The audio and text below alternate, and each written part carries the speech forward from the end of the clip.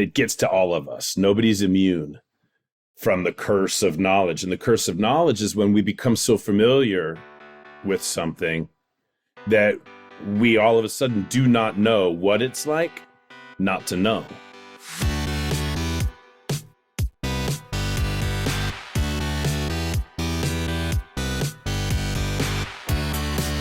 You're listening to The Successful Bookkeeper with your host, Michael Palmer. Listen each week as inspiring guests share their secrets of success to help you increase your confidence, work smarter, and build a business you love. This episode of The Successful Bookkeeper is brought to you by PureBookkeeping.com, the proven system to grow your bookkeeping business.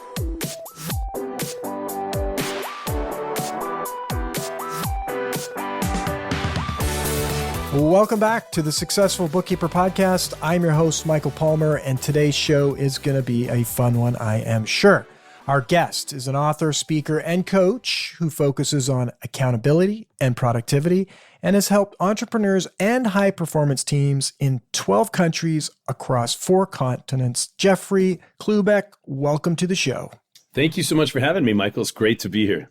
It's great to have you, and I'm looking forward to learning more about you and also some of the great work you do with business owners, because that is our listener right now, a business owner that probably would love to get your thoughts. So before we get into it, Jeffrey, tell us a little bit about you.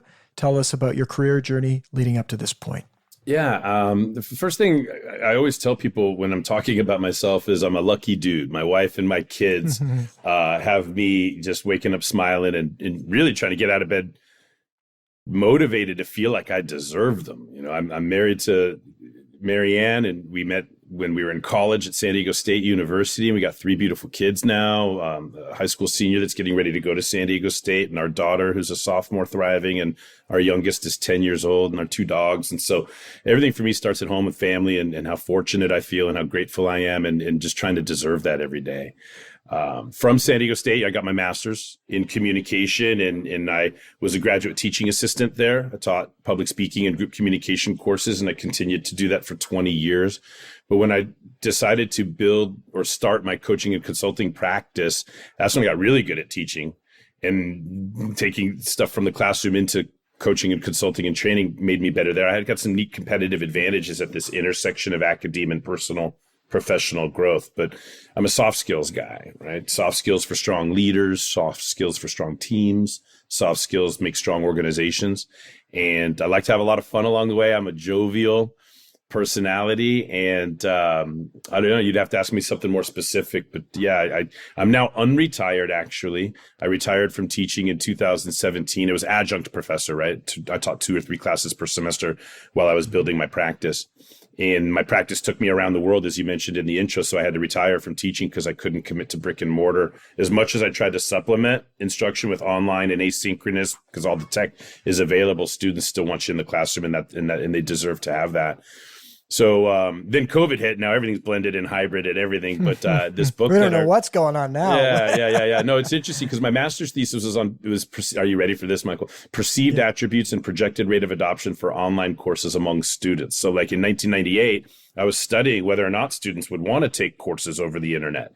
And we found some interesting things. My hypotheses were disconfirmed. So we learned some new things compared to the research that I was operationalizing. And all these years later, now I was back teaching this past semester. The book I wrote last year, The Integrity Game, was noticed by the interim dean of professional studies and fine arts at San Diego State. And we got to talking, and they offered me organizational communication. So I'm unretired. I just finished the spring semester teaching OrgComm to college seniors at my alma mater, San Diego State. Wow. Yeah, it's full circle stuff is happening, right? But the idea is I hadn't been in the classroom for 6 years. Now I go back into the classroom, and all the classrooms are wired with built-in Zoom and lecterns. Like the lecterns were smart. We were getting digital projection and computers in classrooms, but now I can record every single class. So kids don't have to come to class. They could just watch the recordings if I'm diligent about recording and uploading. It's a very, very interesting world we're living in, the blended, hybrid, remote, asynchronous world. But as far as career path is concerned, it's nice for me to get back on campus and work with young people again. It's a nice supplement to where I'm at in my career with coaching, consulting, teaching, training, writing books, and speaking, and all of that. Wow.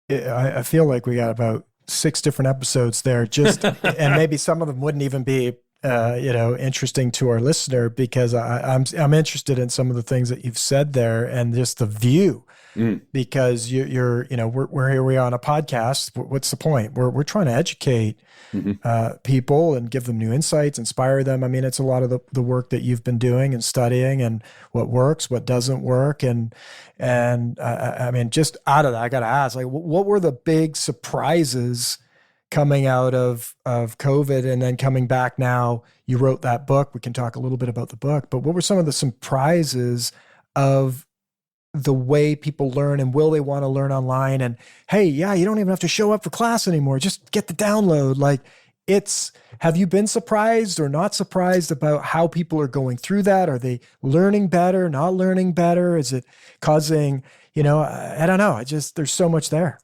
Yeah, it's a great question, and I'm afraid I'm going to disappoint you in my answer. Maybe I'll be surprised at the answer. No. Yeah, maybe that's going to be the most surprising thing. There are no surprises. I mean, there's nothing new under the sun. You know what I mean? COVID or no COVID, we still have, a life to pursue. COVID or no COVID, there's going to be A students, B students, and C students. COVID or no COVID, there's going to be people with motivation, without motivation. COVID or no COVID, there's going to be people that overcome it and people that are victimized by it. There's no surprises in that regard. It was just interesting to see the gamut. Right? The gamut of who was walking around totally impacted by the zombie culture of sit in your bed without brushed teeth, waking up 3 minutes before the Zoom starts and pretending that you're studying anything. So there's all those people, but then there's still, handfuls of ambitious people that would show up on time every day, sit in front, take notes, show up to office. So there's nothing new under the sun. Right. You've still got A students, B students, C students, and below average students, right? It was just interesting to see how it all played out. And, I was surprised, if anything, at, just the dynamism, really, the dynamism. There's always students that will impress you. They're coming from a different place than we are. Your question assumes that this perspective that you guys our age, you and I, might have on the world, right? Yeah. But you talk about a 21, 22-year-old learner. They didn't grow up with Atari 2600 like we did. There's some things that are just normal. So they're coming from a different frame of reference, and they could do things so quick. Their access to info, what they do on their phones, how fast they process, the instant gratification, the immediacy of it's just that I wasn't surprised by anything, but I was behold, right? My eyes were wide open, if you will. We'll get back to the interview right after this word from our sponsor. Did you know a big challenge with hiring today is that the average bookkeeper is not interested in limiting their services to legacy desktop software? It's true.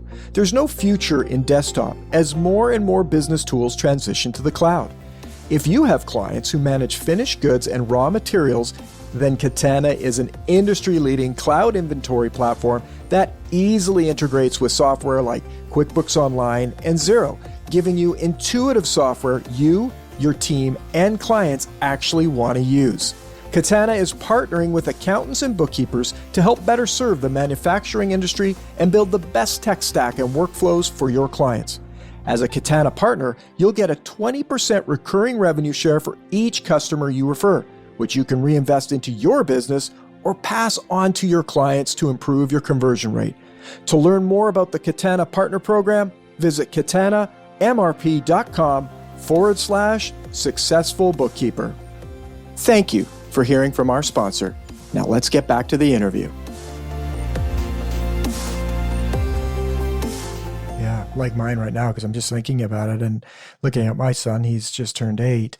And yeah, it's no wonder that he's sometimes bored with school because, he does process. It's like, why are you telling me this? I can look this up on Google. Like, their world is so different than my world, so dramatically different from my world in so many ways. Some things, like you say, there's nothing's changed. People are people, but all of these change. I think it was just yesterday, just before I was going to bed, I was thinking about the world and how fast things have changed. And I think I was reading an old book. You remember Lonesome Dove? Yeah, well, I can't quote it, but I remember, I'm familiar that yeah. Larry McCurdy. So I remember the book, the movie was a television special. I mean, even that is like, there was like, I don't know, like 10 episodes or something. And if you missed one, you'd never see it for like 20 years later, like, right? Because that's the way TV was. It was like you had it once, and if you didn't show up on time, live event get to watch TV, that show. So it was a series, so you couldn't miss anything. This is in like 80s, right? Right. In the late 80s. And so anyways, I remember seeing that show way back in the day, and then I learned about the book, and it won a Pulitzer Prize, and reading the book, and it's like mid 1800s, and just the world and the life that they led. And then I thought, okay, look at our world and how our civilization has gone, and how things moving so fast, like even 5 years ago. And it's actually 1880 is not that long ago, yet the world we're living in at that incredible rate of change. So, the way people learn, the way people, our young people that we're working with potentially, and this is maybe tying it back to the conversation at hand, but the way we think and our generation, and then the way younger people think, can cause a lot of challenges, because, good challenges maybe, but also some really negative challenges that might be difficult to overcome, because the way they think and the way we expect them maybe to think or see the world. I would capture this conversation, if I had to write a blog about it or something, might say the title might be Curse of Knowledge. And it gets to all of us. Nobody's immune from the curse of knowledge. And the curse of knowledge is when we become so familiar with something that we all of a sudden do not know what it's like not to know. And so when I learned curse of knowledge in all the years of my consulting, coaching, mentoring, advising, been talking about curse of knowledge, I usually speak this to these subject matter experts that got, long in the tooth, or years of experience under their belt, or tons of like pinpoint subject matter expertise through publications, research, years of all of the stuff that makes people credible traditionally, right? And so what happens is when we're so familiar with what we know that we forgot what it's like not to know, then it creates these communication challenges, because we're encoding our thoughts, ideas, and feelings from the land of expertise, but we're shooting that into a sea of novice, and it drowns. The terms we use, the jargon, the insights, the perspectives, the shortcuts we take, or however we encode what we want to communicate, gets lost in the decoding of the novice, right? But guess what we're talking about right now is that the younger generation, they are so familiar with cell phones, so familiar with device culture, so familiar with social media culture, so familiar that they have no idea what the hell we're going through, because we don't know that level of familiarity. And so we're talking from the curse of knowledge about hard work, old school, what it used to be like, walk uphill both ways to school, right? I had to, when I talked on the phone, there was a wire. I was attached to the wall. I couldn't go anywhere. And you don't know what that's like. And whatever, Dad. Right? Yeah. And they're like, hey, I can look that up on my own. I don't need to sit here and have you talk to me about that. So, back to teaching in the classroom. And somehow this relates to growing a business, growing a practice, micro business owners, solopreneurs, hiring, staffing. We can get into that. But I just want everybody to know that everybody's suffering from the curse of knowledge. We're all autobiographical in our experience. But the people that are going to get ahead are the ones that at least try, however vulnerable we may be, to divorce ourselves from our own expertise and will ourselves into novice discomfort, growth mode, vulnerability, to really take time to get to know other people, because it's only then can we connect. So, my approach, just in case in point, my approach to teaching class, I said, hey, guess what, you guys, you learned everything on your own through COVID. You had to press buttons and sit on Zooms and go teach yourself. You can know how to read, you know how to do research, you know how to Google anything you want, and chat GPT and all the stuff's there. So what my job isn't to teach you. My job is to get you engaged in what you're learning, to motivate you to learn and to hold you accountable to what you've learned, not to teach you. You don't, like the bold statement that I made to my students, this was my vulnerability, but I was trying to meet them where they were. My bold statement was research institutions need professors. Institutions of higher learning need professors for grants and research and funding. And, students, especially undergraduate, don't really need professors. I mean, I'm not, not 100%, of course, I can be argued. But my point is, you don't need professors. You need coaches and mentors.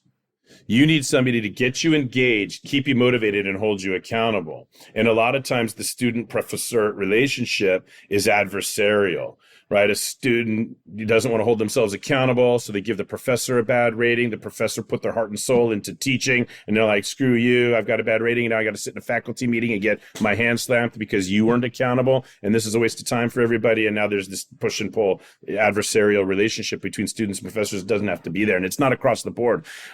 My first semester back on campus had developed some incredible relationships, but with the A students, with the ones, and not just the A students, some of the students that would have failed or would have gotten a D if I wasn't compassionate, if I didn't get off my trip and meet them where they were at somehow. And so it is a synchronous world. It is a 24/7 digital environment. It is a binge watch, DVR, fast forward, rewind, download it, play it when you want to. World. And so we have to adjust to that, and we have to give these students and these young people more credit than I think they're getting. And the job isn't on them to know what I knew and imagine how I grew up. My job is to figure out what they're doing and see if I can stay relevant for them. So interesting, and such an interesting layer of your perspective and the way things are going for people, and so relevant in that really. Our business owner who has staff or team, their job is, all the information that they know is likely available somewhere online, could be learned, all that good stuff. So it's really coaching, motivation, engaging, and forget all of them that you said there. But there's three. Really, there's three. I'll slow down for you. The three pillars, the three things that hold up my tent, if you will, everything that I do. Is held up by three guiding principles. I need to get people engaged, or find out if they're engaged, get them engaged, secure engagement, increase engagement, get people engaged, get people passionate. There's never any traffic on the extra mile, but a disengaged worker, learner, et cetera, isn't going to go the extra mile. They're standing by the water cooler waiting for 4:59 p.m. to punch out and get home to their distractions, right? So how do I get somebody engaged that wants to show up early, stay late, go the extra mile? There's never any traffic on the extra mile. So engagement is a big piece. And then if I can get engagement, then everything else is a hot knife through warm butter. And the two other pillars are motivation and accountability.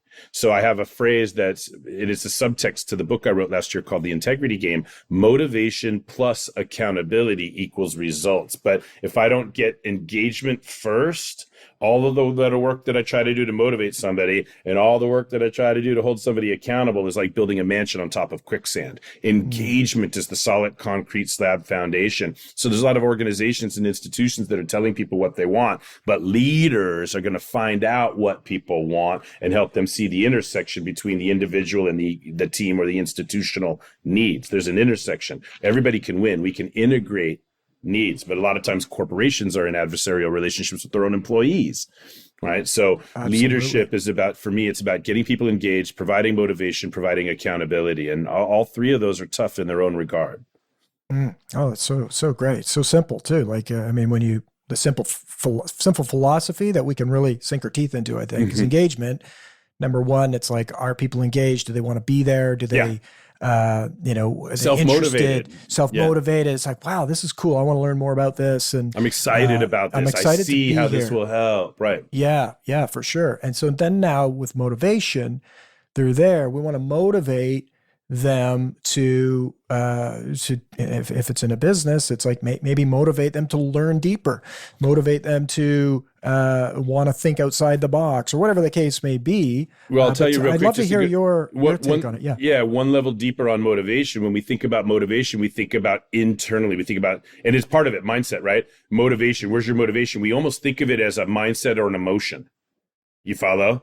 Yes. Okay, but M-O-T, motion. Yes. Right? Emotions, we think of it as a thing, but it's actually a movement, right? It's the hypothalamus creating chemicals that go into our nervous system that we feel, right? And there's different chemical combinations for different emotions, right? Anger feels different than sadness, and sadness feels different than abandonment, and abandonment feels different than guilt and regret. And there's different vibrations because there's different chemical combinations, but emotions are never stable. They're always moving, emotions, right? So motivation, really at core, it's all about movement, assisting movement. So the gamut of motivation, there's a couple of gamuts I'll give you. Number one, I want to reduce the movement towards destructive behavior and increase the movement towards productive behavior. That's a very simple frame. Reduce destructive, increase productive. Now, if there's a million ways that I motivate somebody, how do you motivate people? Good question. Yeah, if there's a million ways to do it, they all fall into two categories. There's external motivation, strategies, tactics, and resources. If somebody's afraid to hire because they don't know if they have the time to manage them, they don't know if they're ready to give them the support materials, they're afraid of the overhead and the expense of it all, they're afraid of making a hiring mistake, and what if I have to start all over again? Now I got staffing PTSD and I'm afraid. How do I motivate that person to hire anyway, because their business is going to sink if they don't? So we can have external strategies, tactics, and resources, right? Here's the map. Here are the directions, and here's a canteen of water. Are you more interested in going now if you've got strategies, tactics, and resources? If my wife asked me to cook for the 3 kids that I'm in love with all the seconds of my days, right? She says, Jeff, make dinner for the 3 kids. I'm like stuck, paralyzed. Right. Sounds like me. Okay. But if she wants to motivate me to make dinner for the kids, she won't just tell me to do it. She'll say, Jeff, make dinner for the 3 kids, and the ingredients, the instructions, and the pots, pans, utensils are all laid out on the counter. Oh, they are? Oh, I'll get in there and I'll make all kinds of mistakes if you give me the strategies, tactics, and resources. Does that make sense? Give me the best boat, make sure I'm trained to be the best sailor, assign me the best crew, give me the best map and a blank check from the queen, and I'll probably go try to find some new land. Now, but the other side of motivation, though, is the internal, is the mindset. It's the beliefs, it's the fear, it's the emotional addictions, it's the limiting beliefs, it's all of that. So if I burn myself in the kitchen as a 5-year-old and I was traumatized by it and I think I'm a klutz and I don't want anything to do with a knife or a Bunsen burner or anything like, because I'm afraid of a trauma, then it doesn't matter how many strategies, tactics, and resources my wife lays out, I'm not going. It doesn't matter if I'm the best trained sailor. It doesn't matter if I have the best crew. It doesn't matter if I have the best map and a blank check and the best boat ever built and all of that. If I believe the world is flat, that's right. I'm not going if I believe the world is flat. So categorically, Michael, to get somebody into action, I either need to give them strategies, tactics, and resources, which may be enough, or I need to do the checkup from the neck up and get them out of their own way, which is very often the case when it comes to staffing.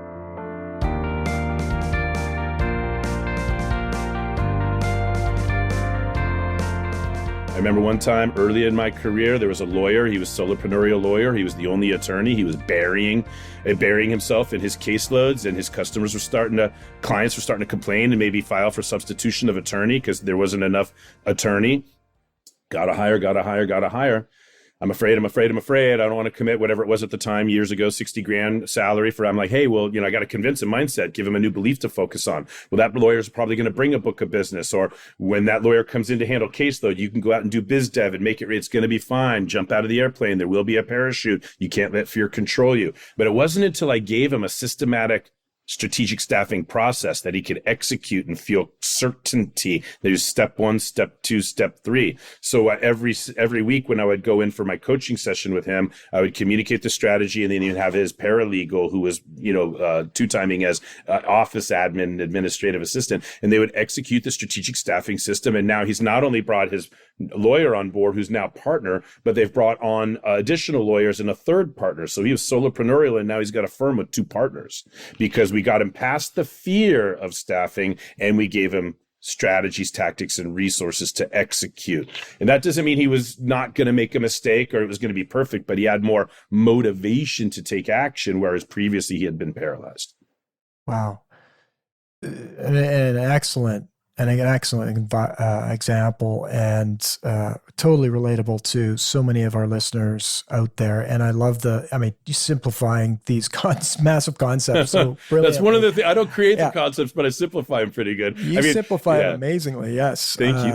And it's I see why you're called back out of retirement to come and teach people, because it's you do a wonderful job of it. So we've got, and I want to hear more. So we've got engagement, motivation. We've got motivation. Let's talk a little bit about the accountability. Well, first thing I want to tell you about accountability is that everybody's going to feel like accountability is an attack until they're ready to be 100% responsible for their own behavior. Boom. That's in the book, I'm guessing. Well, it's kind of... Is that the subtitle? Is that like, read this first? yeah. Almost break glass in case of emergency type thing. Well, I mean, there's a couple of... I like, my last name is Klubeck, so I like to make fun of myself, like Klubby snacks. I like to come up with the succinct ways of, really getting people... Right. So the integrity game, the book I wrote, one of its missions is to make accountability non-threatening. Can I say that again? Yes. I'm on a mission to make accountability non-threatening. That's why I wrote the integrity game is a Trojan horse.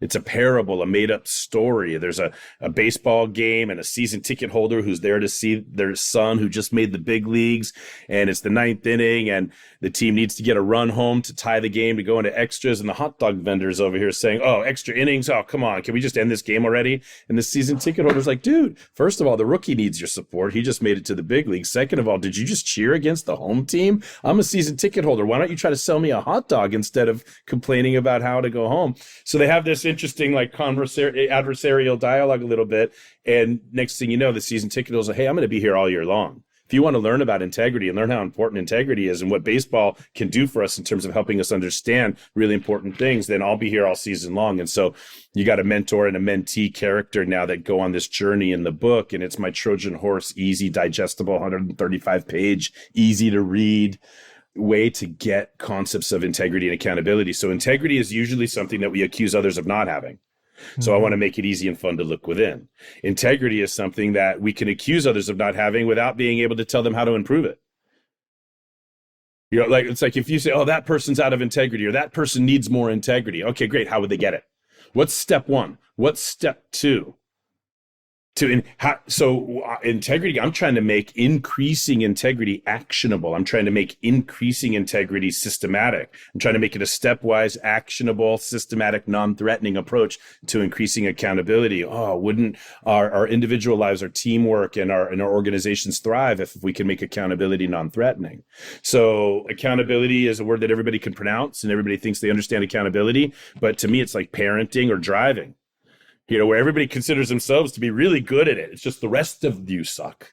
Yes. Like the old George Carlin joke, right? The autobiographical perspective. Remember the old George Carlin line when he says, how come everybody driving faster than us on the freeway is a freaking maniac? And everybody driving slower than us on the freeway is a freaking moron. Right? So in other words, anybody doing anything other than us is wrong. Yeah, that's right. So that's the same thing when it comes to accountability. Everybody else is out of accountability, but we're fine. Everybody else is out of integrity, but we're fine. So I want to get integrity and accountability out of positions of judgment that we have towards others. And I want to make them points of courage that we have for ourselves, our teams, and our organizations. I want to make it easy and fun to look within. I want to make accountability non-threatening. And it's difficult to hold somebody accountable because, first of all, they got to be willing to be counted. Yeah. But that's why engagement's so important. Yes. It's really hard to hold people accountable. Yeah, I could see if you started on the other side here, let's just start holding people accountable without those first Hey, did you do it or not? Who are you? What? Yeah. Huh? Yeah.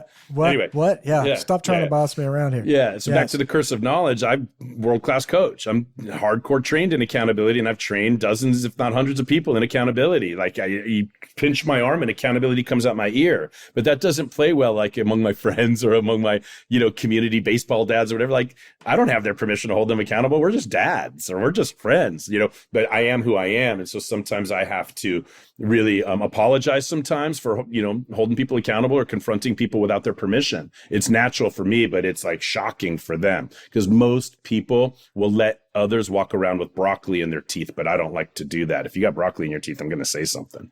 So again, accountability is hard because people need to be willing to be counted. Accountability is hard because if they don't take action, there's nothing to count. So we need that motivation piece. We need that engagement piece.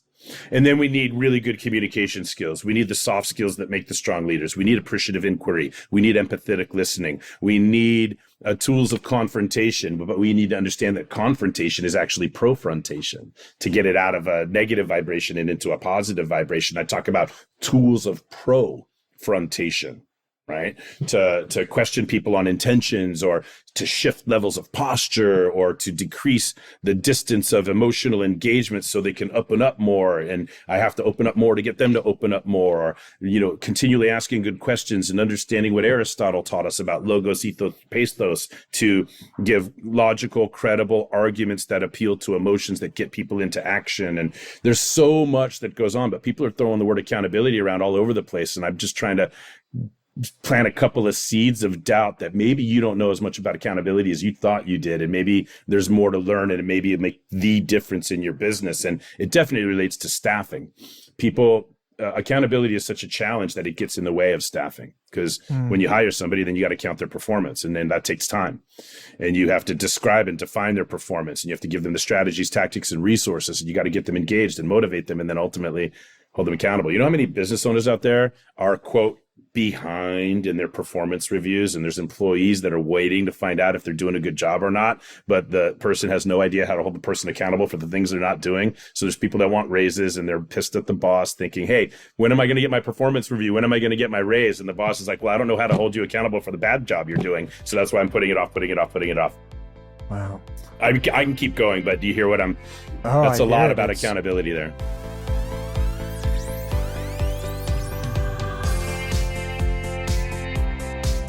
It's a lot. There's a lot there, and I think it's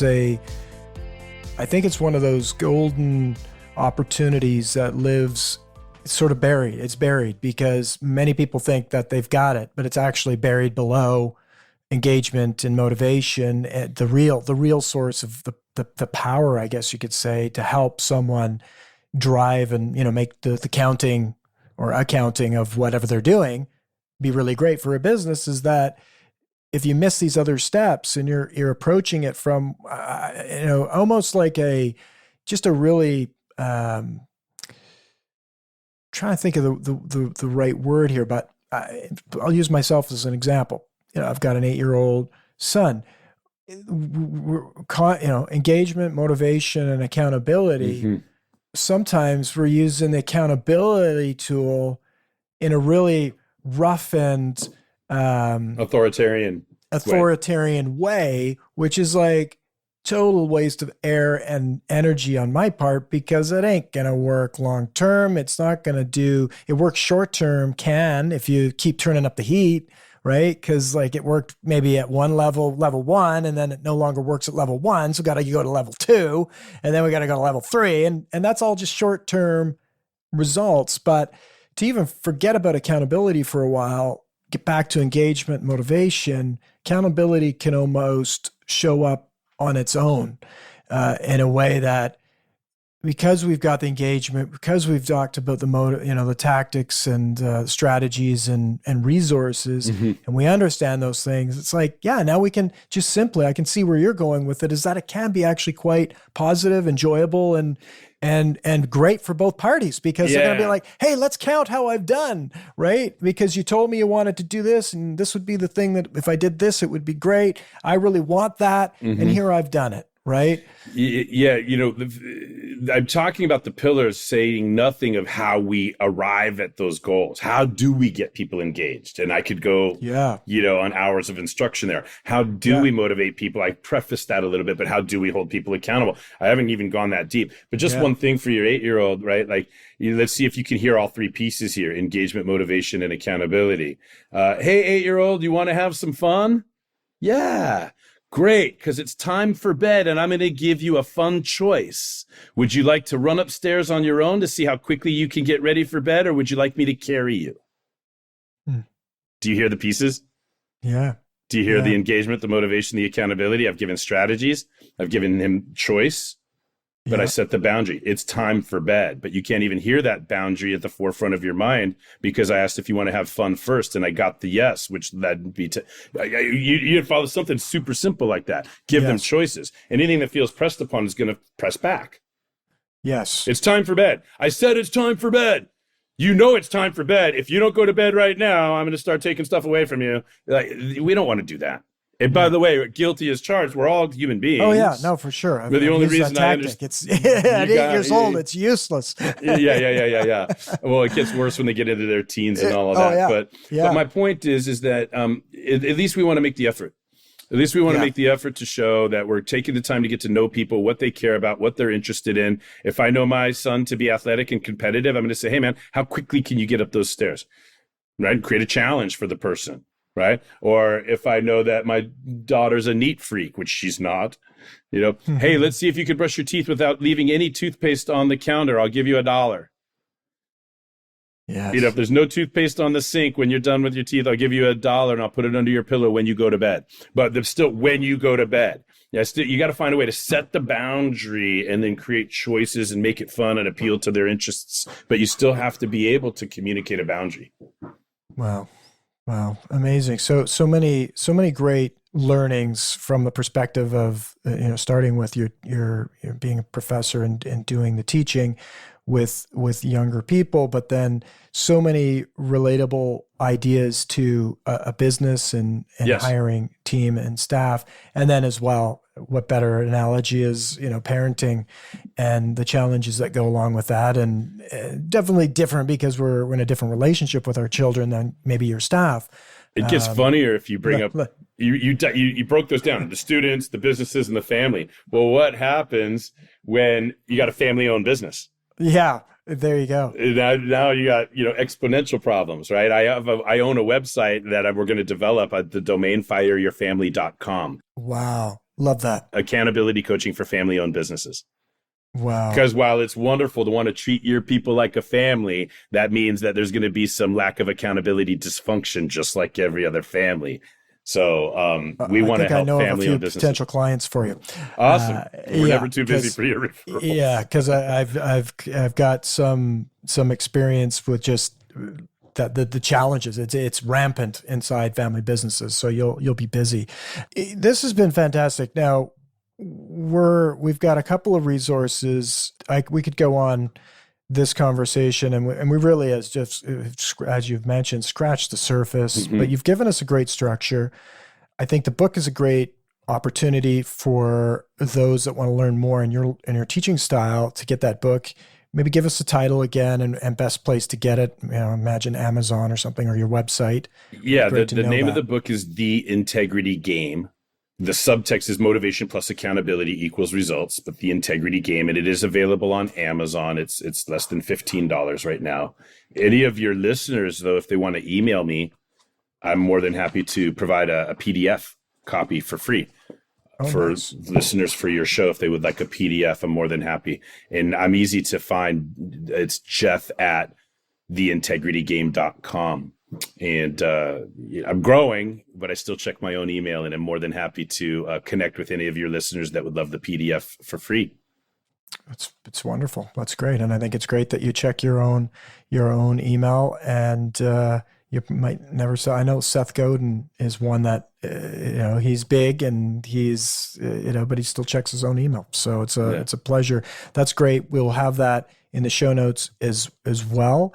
And then your website is the integrity. Maybe give this website. Yeah, well, the integritygame.com website is developing. It's developing. Okay. It's not of all the things I'm proud of, this current status of that website is not one of them. And then the old website, getaclue.net, because everything I did in coaching and consulting and personal professional growth was under the brand Get a Clue until I wrote the book, The Integrity Game, last year. Now we're shifting all product services, coaching, consulting, training, soft skill development. We're shifting everything to the Integrity Game branding. So first it was a keynote, then it was a book. And last year we did the group coaching program, the 90-day challenge. So we're starting to migrate and develop. And there's a little bit of not disarray per se, but yeah, people can go to theintegritygame.com and enter their email to get 2 complimentary coaching sessions with an Integrity Game certified coach.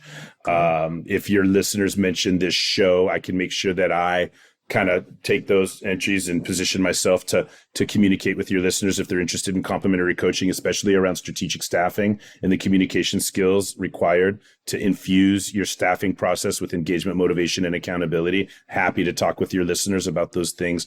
They only get the second complimentary session if they like the first one. Is the beautiful. key. But after 2, then they'd want to know if they want to move forward. But we don't believe in one session. We think that's silly. We'd like to really take the time to get to know you, really give some value in the session and assign homework. And then if all of that was valuable, you come back to the second session and get a sense of what accountability is all about and how these things build on each other towards a successful engagement. But on social media everywhere, LinkedIn and Facebook, I'm easy to find. Oh, wonderful. Well, we'll have those links in the show notes. And I just want to say it's been an absolute pleasure. I've learned an amazing amount. I'm engaged. I'm motivated. Not sure of who's going to hold me accountable, but just in terms of my own, using this with in our own company, but as well with my children, I'm excited. That's a pure gift to me, and I'm grateful for that from you.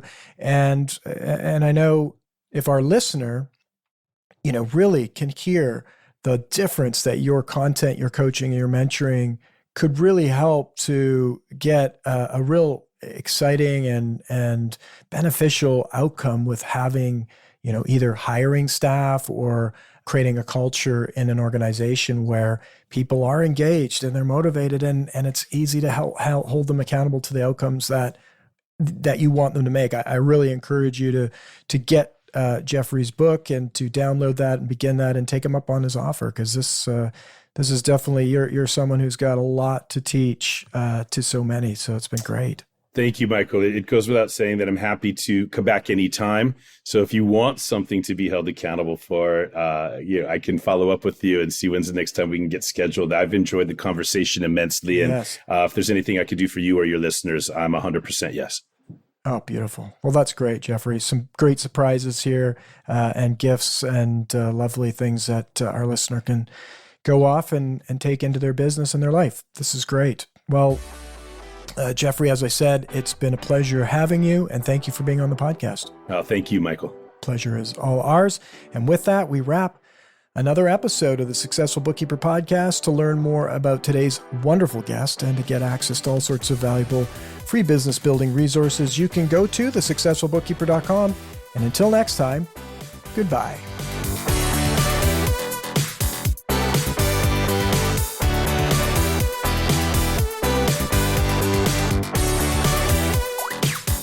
You've been listening to The Successful Bookkeeper with Michael Palmer. For more information and to download the resources mentioned in this episode, please visit us at thesuccessfulbookkeeper.com. Thank you for listening.